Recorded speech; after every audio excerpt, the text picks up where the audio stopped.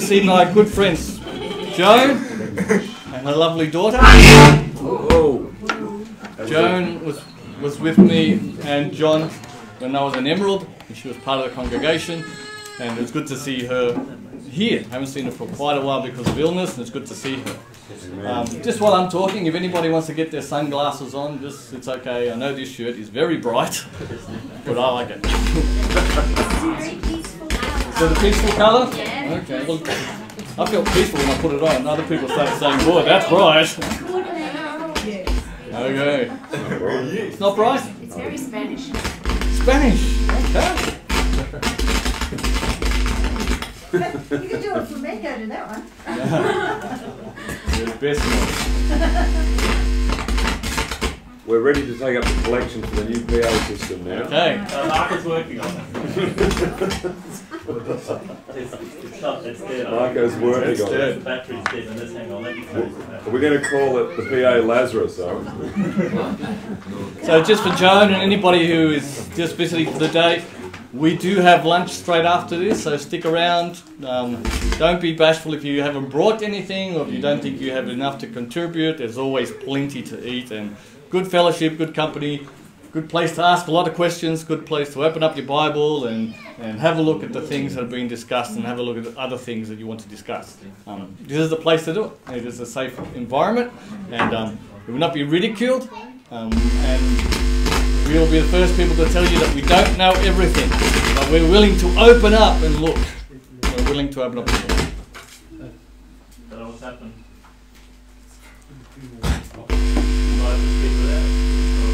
Say a prayer.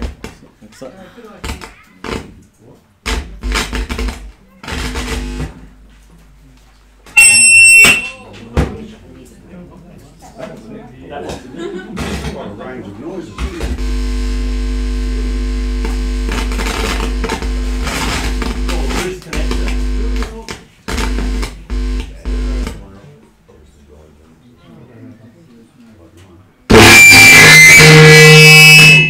Too close to the microphone? It is, but we've got something happening. Testing, 1, 2, 3. Testing. Yes. It's about 8 seconds, was it? About 8 seconds. Can you, is that too low? I can adjust the volume here. Okay, is that better? Yeah. Okay. Down a bit. 1, 2, testing. 1, 2. Yeah. Happy with that? We'll monitor it. Okay. Shall we kneel and pray?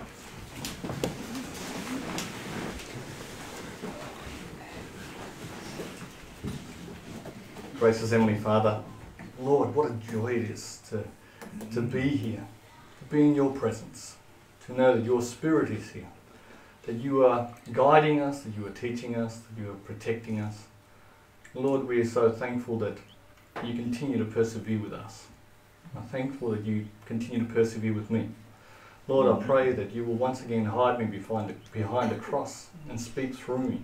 Lord, I have nothing to say. I can only encourage people with what you have shown me. And may you show other people, Lord, for the first time or just remind them. Lord, may it be your words, may it be your character that comes through, and may nothing be of me. I pray in Jesus' name. Amen.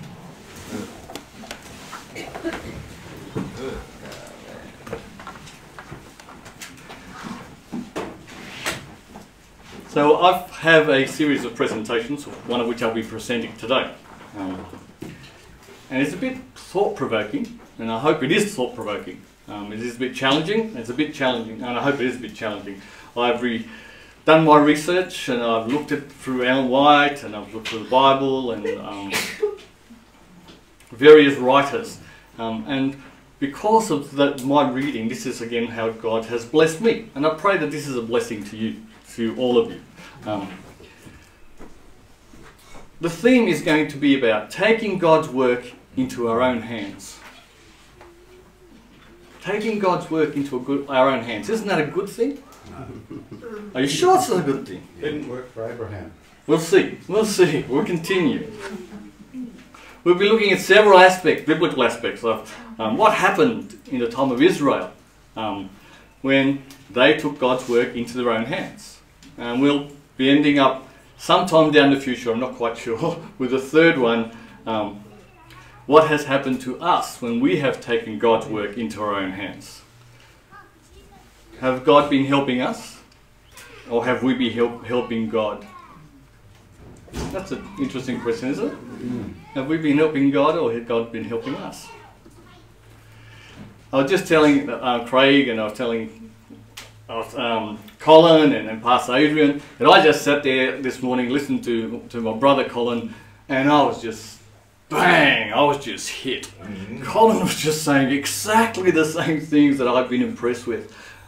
It's a portion of my study, but to think that we were both impressed on this at totally different times, we have not talked about this, and yet the Lord wanted us to hear this today.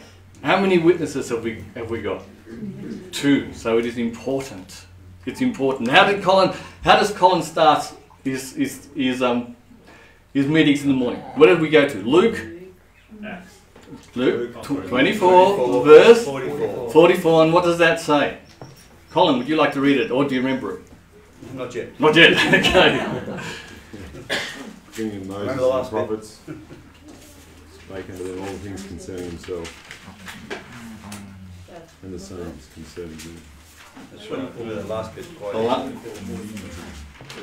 Verse 44. 44. Okay, and he said unto them, These are the words which I spake unto you while I was yet with you, that all things must be fulfilled which were written in the law of Moses, and in the prophets, and in the Psalms concerning me. So, as Colin was applying it this morning, the Psalms are concerning us, but it's a deeper meaning. It's also concerning Him. who? Christ. And I just want you to just see if you can picture. Just picture yourself, the Widgie Wanderers, sitting on the side of that hill. And as you're sitting on the side of that hill looking up, Jesus is there sitting in front of us. And he starts telling you this. God is our refuge and our strength, a very present help in trouble. This is Christ telling it to you and applying it to himself as well as to you. Therefore we will not fear, though the earth be removed and though the mountains be carried into the midst of the sea, we will not fear. Though the waters thereof roar and be troubled, though the mountains shake with the swelling thereof, we will not fear. Psalm 23, and this is where we met this morning. Can you imagine Jesus there telling us, as we are looking at him, and he's telling us, the Lord is my shepherd. My Father is my shepherd. And who is your shepherd? Jesus. I am your shepherd, and therefore I shall not want. You shall not want. He maketh me lie down in green pastures. Can you see that, as Colin was saying, can you see that applied to Jesus? He's just happy his Father laid him down in green pastures. He leadeth me beside still waters. You can almost see the Father and the Son walking through creation as they're walking past the things the Son has created. And he's walking with his Father. And all that he has done is good. This is very good, my son. This is good. He restoreth my soul. He leadeth me in the paths of righteousness for his name's sake. Yea, though I walk through the valley of the shadow of death, I will fear no evil, for thou art with me. Thy rod and thy staff, they comfort me. Thou preparest a table before me in presence of mine enemies. Gavin, what did you say about enemies? Do you remember? Christ's enemies? In this morning's worship. This morning's worship. Can't remember exactly. Okay, who are Christ's enemies? All of us. We are his enemies. Is he our enemy? Does he consider us enemy? No, but we consider him an enemy. What does he do? He prepares a table to be with him. Thou anointest my head with oil, my cup runneth over. Surely goodness and mercy shall follow me all the days of my life, and I will dwell in the house of the Lord for how long? Forever. When you read these verses, how do you feel? Tell me, how do you feel when you hear these verses? How do you feel? Comforted? Sorry, Kat? Our hearts are warm. Your hearts are warmed? Anything else? My cup runneth over. Your cup runneth over? Anything else? Amazement. Really. Amazement? That's a good. Safe, secure. Safe and secure. Why do you feel that way? All our needs have been provided for. All our needs have been provided for? How do you know? He said so. He said so. What part have you had to do in anything regarding Psalms 23 or Psalms 46? What is your part? What did you have to do? Be led. Be led by faith. Aren't we grabbing these promises by faith? Who's doing everything? And Christ. But his Father through him. So we are perfectly safe in whose faith? His faith. Christ's faith. What did we have to do with any of this? No. Accept his faith. That's our job. Accept his faith. Make a choice. Make a choice. All we have to do is let God do what he promises he's going to do. Does that make sense? Let him do what he promises he's going to do. There's always something a little bit controversial in my sermons. I hope this is not too controversial. The great controversy is between who? Satan and Christ. It is not between Satan and me. I am caught up and I am being used as a weapon to hurt Christ. I am his weapon. And sometimes I myself stick in the knife. The battle belongs to who? We will get to that. In my own strength can I overcome evil? Are we sure that in our own strength we cannot overcome evil? Okay. Can we overcome any evil tendencies we might have within our own strength? Can we therefore overcome the enemy in our own strength? That's not a silly question to ask. I am incapable of even recognizing that there is an enemy unless what? Unless God shows me there's an enemy. The majority of atheists, the majority of people walking around our planet, do they believe that there's a spiritual enemy? They just think life just continues. You die, you live, you die, you do your best you can, you get this. They are not aware of the spiritual realm. So how do we know there's an enemy? Because God has showed us, God has taught us that there is an enemy. And only God can prevail over that enemy. How do we know? Let's go to 2 Corinthians 20.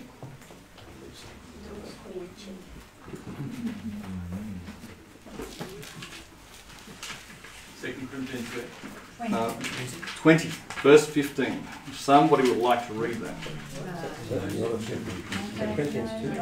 2 Chronicles, sorry. That's you all know. You know, there's always one gaff, and that was it. 2 Chronicles 20, verse 15. One thing, if you don't know, I'm Spanish, and when the Spanish get excited, they do two things. They talk with their hands, and the voice gets louder. Okay? It's not that I'm angry, or it's just enthusiasm, and that's the way the Spaniards express it. So let's go 2 Chronicles 20, verse 15. Can somebody read that for me, please? And he said, Hearken ye all Judah, and ye inhabitants of Jerusalem, and thou King Jehoshaphat. Thus saith the Lord unto you, Be not afraid nor dismayed by reason of this great multitude, for the battle is not yours, but God's. So Whose is the battle? Have you got your multitudes? Do you face multitudes? I have multiple sins in my life that God is showing me that He wants me to get rid of, and only He can do it. I have multiple problems in my life. Whose does the battle belong to? Me or God? God. The battle belongs to the Lord. But in this respect, right, we are actually looking at a nation. In our life, can we accept that the battle belongs to the Lord? And if the battle belongs to the Lord, what is the outcome of the battle? If God is going to go into battle for us, what is the end result of the battle? Victory. Victory. Is there any doubt in that? No. Is there anything you can add to it? No. Do you have to grab your own weapon and go help the Lord with this battle? Who does it belong to? And if the Lord's battling for you, then you have victory. Assured. Do you believe that? Send out the choir. Sorry? Send out the choir. Send out the choir. These Israelites faced great multitudes. But they were different, right?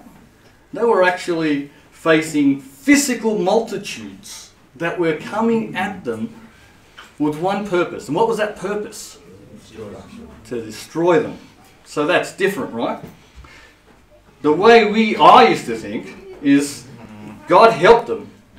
Because if God didn't help them, they were overrun. Is that true? Don't answer.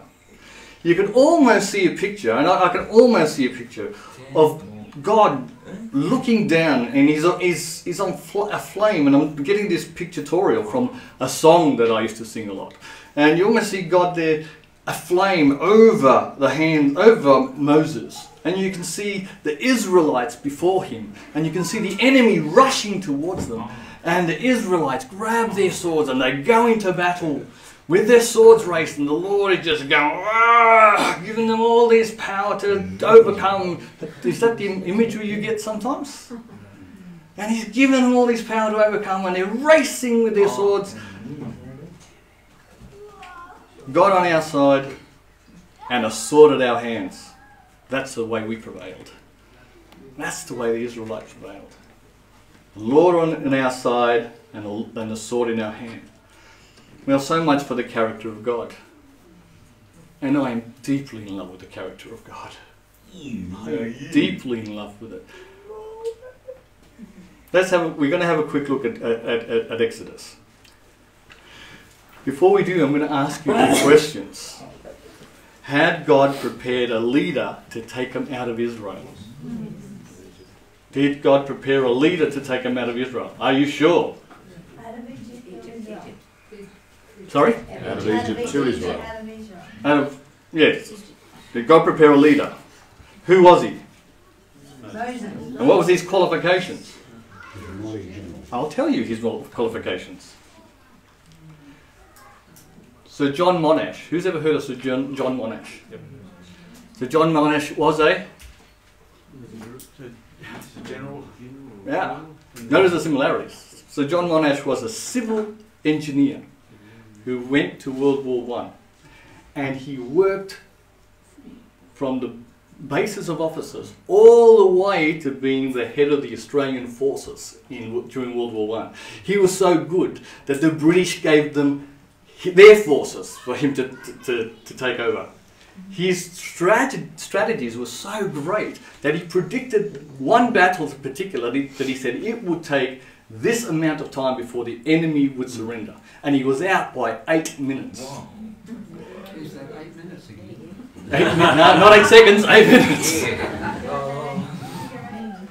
He was so good that the British picked up his methods and the war was shortened greatly because of his methods.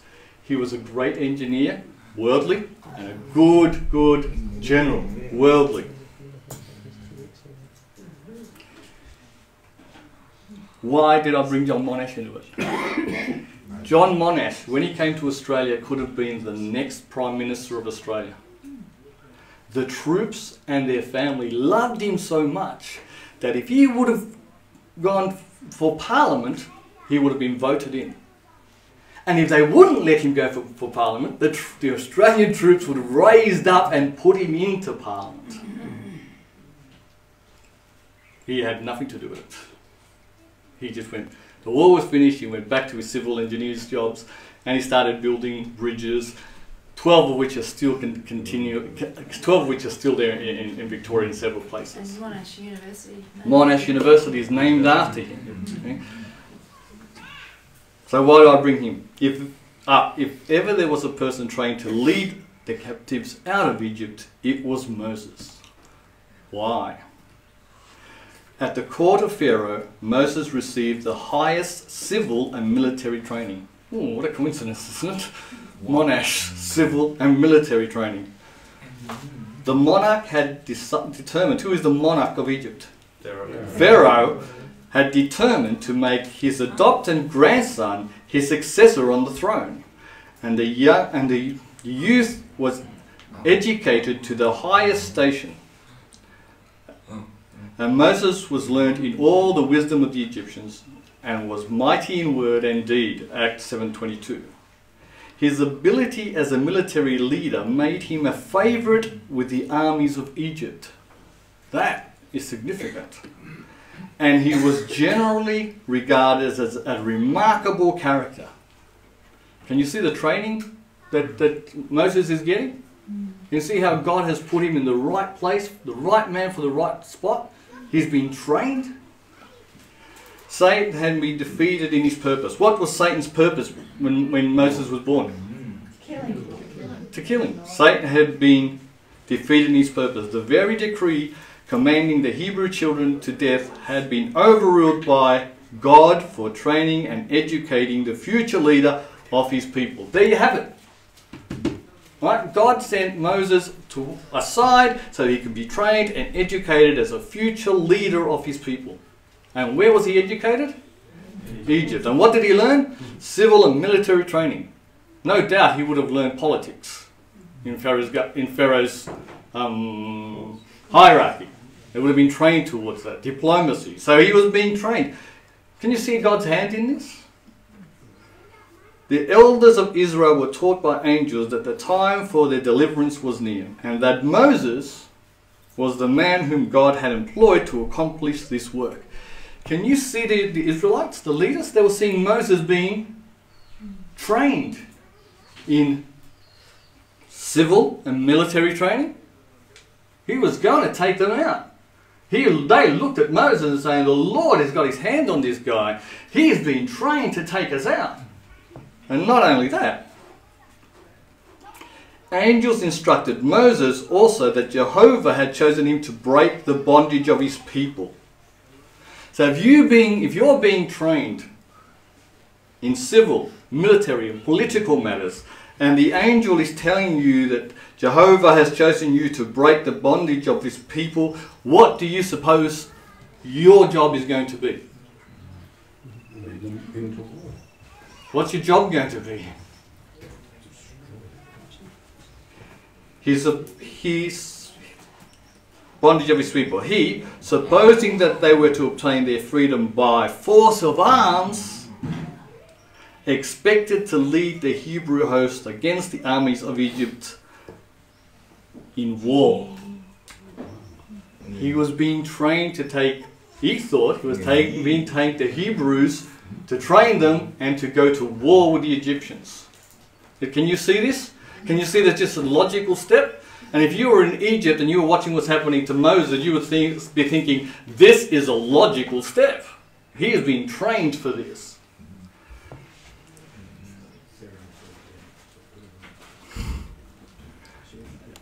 And I'm pausing because every time I read this sentence, I see this as the saddest sentence that I have read for a long time. A long time. Expected to lead the Hebrew hosts against the armies of Egypt. And having this view, he guarded his affections, lest in his attachment to his foster mother or to Pharaoh, he would not be free to do the will of God. Isn't that a sad statement? It was a sad statement. What did his foster mother do? She saved him. What did his grandfather do? What did Pharaoh do? He did everything that he thought was right. Did we hold anything from Moses? No. I want you to think about that. Joseph. How did Joseph treat Potiphar? Did he withhold anything from Potiphar? What did he do with Potiphar? He just shared himself. And he shared his God, didn't he? Didn't the answer to Potiphar's wife was, I will not commit this sin against God or my master? So what did he withhold from Potiphar? Nothing. What was the outcome of that? Should Potiphar have killed him? Yes. Even just to save face, he should have killed him because my wife said he was going to rape her. So even just to save face, I should have killed him. But he didn't. How did Joseph react to Pharaoh? How did he treat Pharaoh? Pretty much like a father. And how Pharaoh treat Joseph? I'm not quite sure what it'd be like in those times, but to give your daughter to somebody, there must be some sort of relationship there, surely. And that relationship must have been built. So do you think that Joseph guarded his affections towards these men? What about Daniel? Daniel and Nebuchadnezzar. What was their relationship like? Close friends. Now, I could see that, because to my understanding, and once again I'm quite open to be corrected, my understanding is that there wasn't many years between them, probably about 10, 12 years between them. Yes? Well, Daniel was 18 and Nebuchadnezzar was a king and a conqueror. So, But he was fairly young. yeah, he's got 28 years. Yes, so 10, 12 years between them. You know? I dare say this. About the same age between Adrian and myself. But what sort of relationship did Daniel have with Nebuchadnezzar? He shared everything with him, didn't he? I could just see them both sitting around a table, and Daniel telling him about his God. And about the Son of God. About the Son of God. Did he hold his natural affections away from Nebuchadnezzar? No. What about the other kings that took on Babylon? Do you have a good relationship with them? Yes. And because of their relationship with Daniel, how did God's people survive? They did all right in Babylon. They weren't killed, they were slaves, but they did okay. What happened with Joseph? Because of relationship with Pharaoh. And Joseph brought his family in to protection. Give him the best of land. So I wonder what would have happened if Moses had not guarded his affections towards his stepmother, his adopted mother and grandfather. I wonder if there would have been a different result. If he was able to have talked to them and opened his heart and say, I'm a Jew, I'm a follower of Jehovah, and my people, look at my people, can we do something about them? I just wonder if there would have been a different dynamics at play. But when we look at Moses' military training, his civil training, all the training, human nature says that the battle belongs to the Lord, and the Lord put Moses into that position so he could take up arms against Pharaoh and set his people free. Is that not a natural human assumption? Yes. Sure it does. And God put all those things into play. All for the betterment of his own people, correct?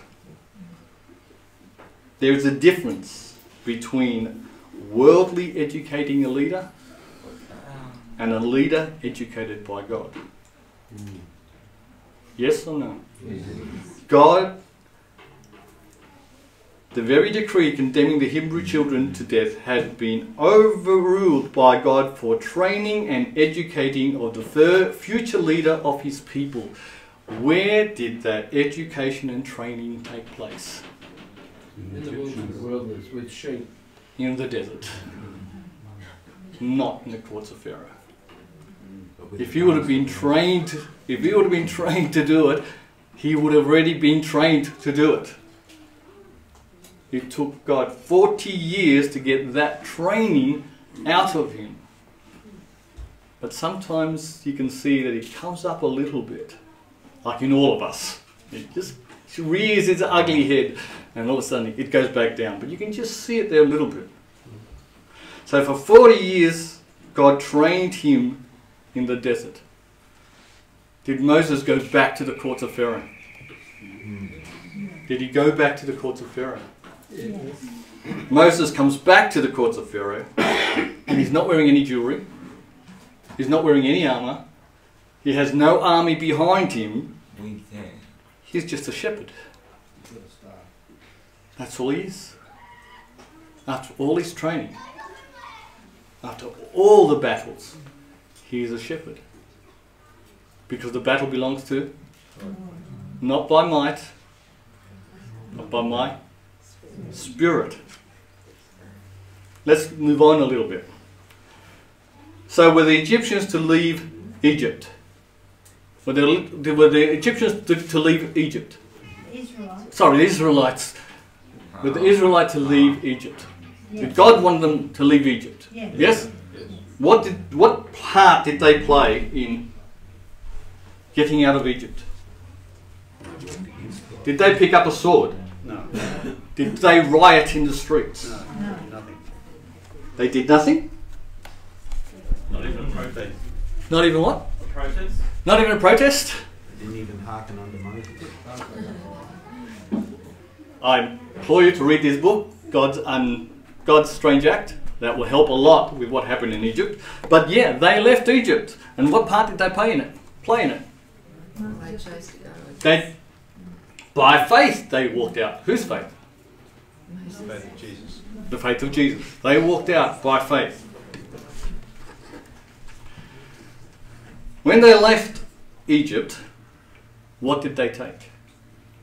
Let's have a look. Let's go to Exodus 12, verse 33. Sorry? Lots of stuff. Lots of stuff. Okay, let's have a look at lots of stuff. Exodus 12, verse 33.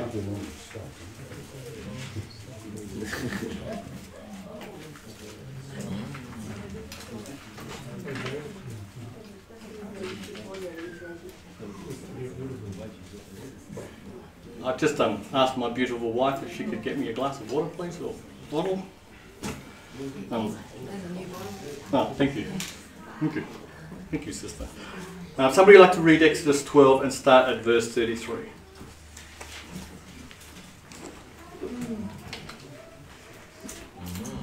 Okay, I'll start.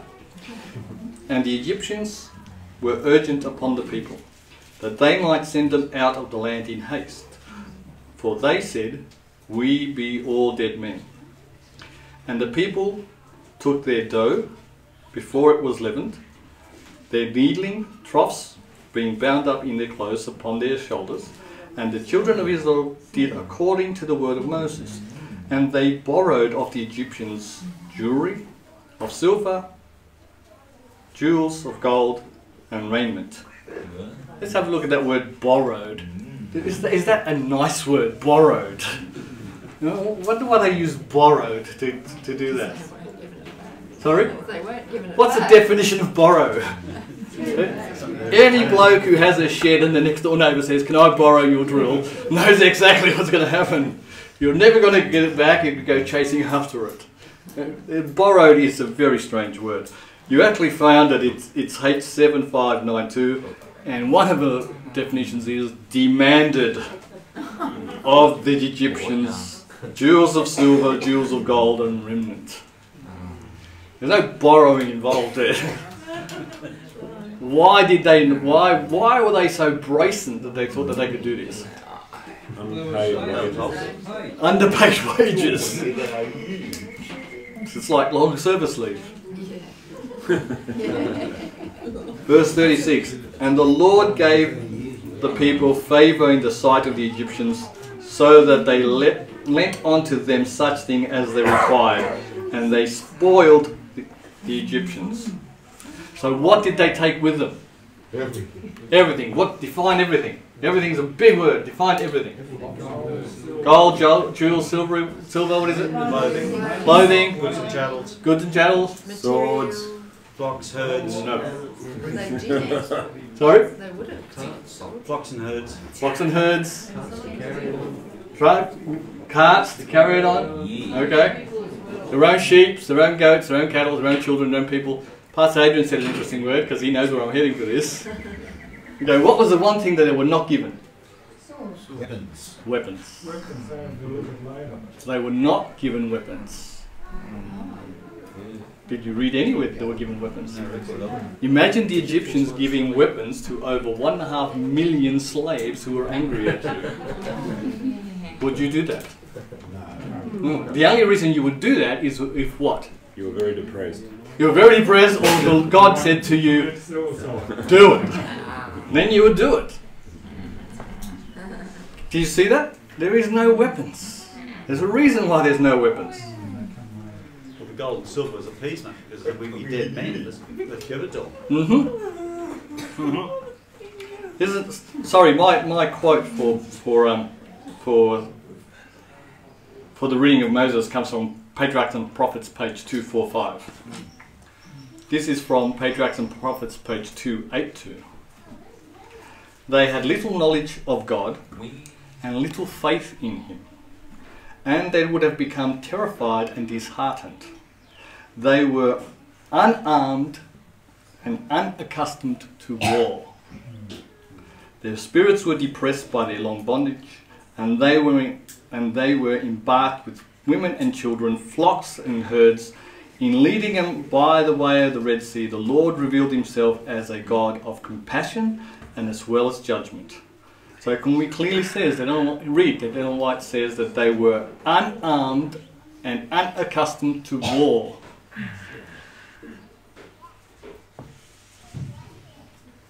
I'll let that sink into you. Remember the time they lived in, right? How would anybody ever protect themselves in the time they lived in? Swords and knives. Swords, Knives. knives, spears, bow and arrows, gathering together. Yet the Lord lets them go out unarmed and unaccustomed to war. Why would He do that? The battle was His. Because the battle was His. Not to. Because the battle belongs to the... So far, what have they done to get out of Egypt? They have done nothing. Who has protected them all the way through it? God. Who is our shield? Who fights for us? God. So what need of weapons do we have? None. Any whatsoever? Sorry? The weapons of our warfare are not carnal, but mighty through God.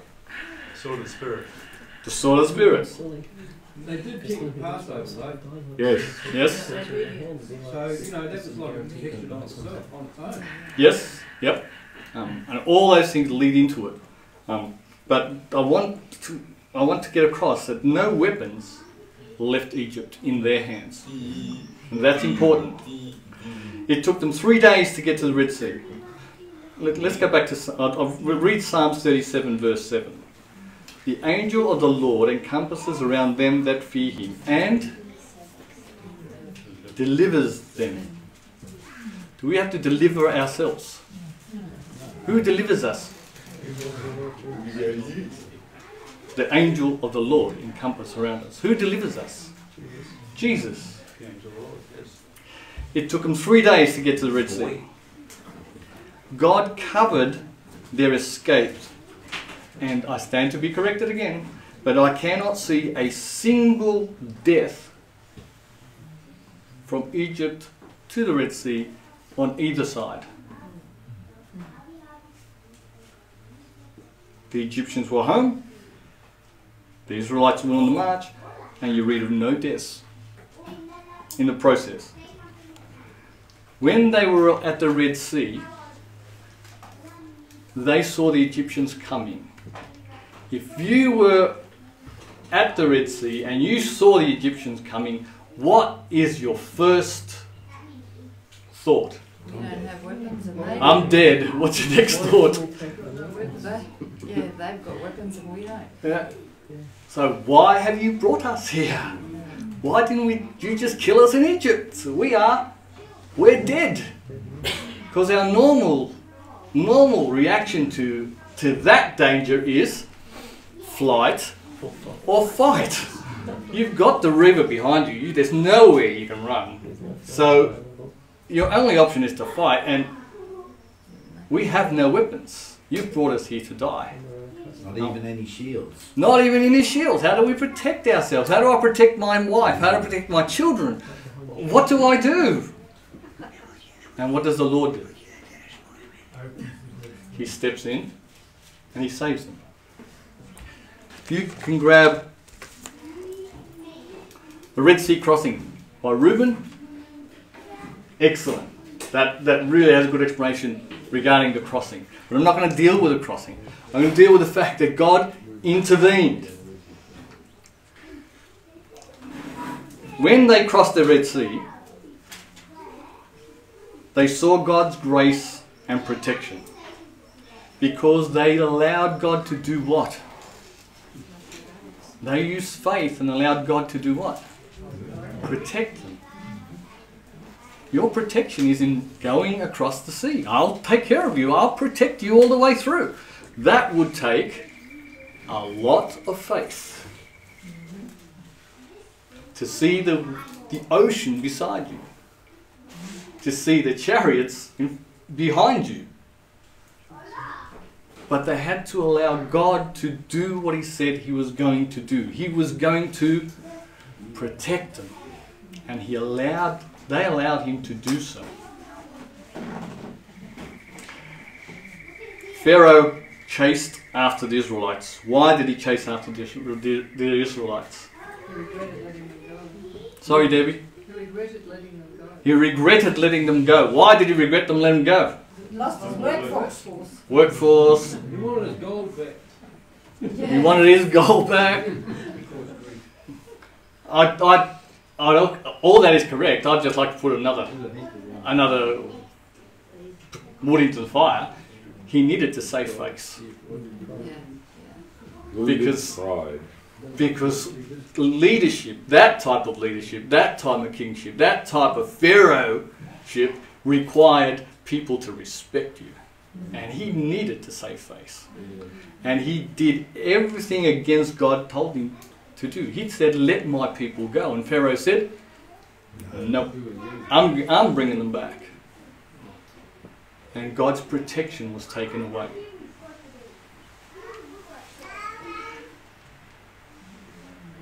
Something happened on that shore the next day.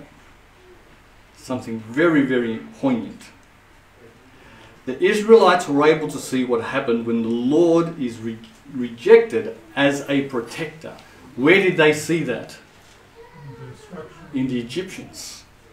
They rejected God as their protector. They were also able to see what happens when you allow God to protect you. What happened to the Israelites? Salvation. Because they let God do what he said he was going to do. They did not take God's work into their own hands. To pick up the sword facing the Egyptians is to take God's work into your own hands. But something happened, and it's significant, and it happened the next day. Patriarchs and Prophets, page 288. As morning broke, it revealed to the multitude of Israel that all that remained of their mighty foes, the mail-clad bodies cast upon the shore, from the most terrible peril one night had brought complete deliverance. The vast, helpless throng, bondmen unused to battle, women, children and cattle, with the sea before them, And the mighty army of Egypt, pressing behind, had seen their path open through the waters, and their enemies overwhelmed in the moment of expectant triumph. Jehovah alone had brought them deliverance, and to him their hearts were turned in gratitude and faith. To whom belonged the victory? Lord. What did they have to do? Allow him to do what he said he was going to do. Protect them. Something else happened on that shore that very next day. It changed the dynamics of the whole plan. God had a plan in case man should fall. God has another plan that he will institute on the events that happen at the Red Sea. And we will do that. We'll do that part of the study next Sunday. Sunday? Sunday. Well, I'm down for Sunday, but Yes, we'll yes. see. So what I want to get us into thinking is, humanity has a tendency to take God's work into its own hand, and we have been doing this for virtually ever, and we are not letting him do what he promised. And we as a people are still here because we have taken God's work into our own hands, thinking we can do it better. There is another way of doing it. Is there another way of doing it? I pray that study has brought new thoughts into your minds and challenged you in some ways. This is the stuff that I've been reading, and I pray it has challenged you. Shall we pray?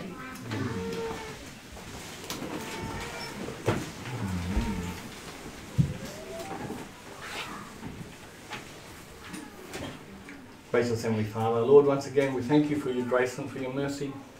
Lord, we thank you that we can read in your word and be led by your Spirit, Lord, as you open up our eyes to the events and what's there and what isn't there, what thoughts we're bringing into it, and what thoughts aren't yours, and what ways are our ways and what ways are not your ways. Lord, I pray that you continue to challenge us, Lord. I pray that you continue to pour out the faith of Jesus in us, Lord, that we will be able to stand weaponless before any foe and know that you have promised to protect us. You have promised to carry us safely to the promised land. And with that we surrender ourselves to you, Lord.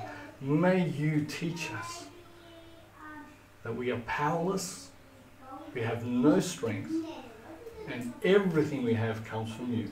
I pray in Jesus' name. Amen.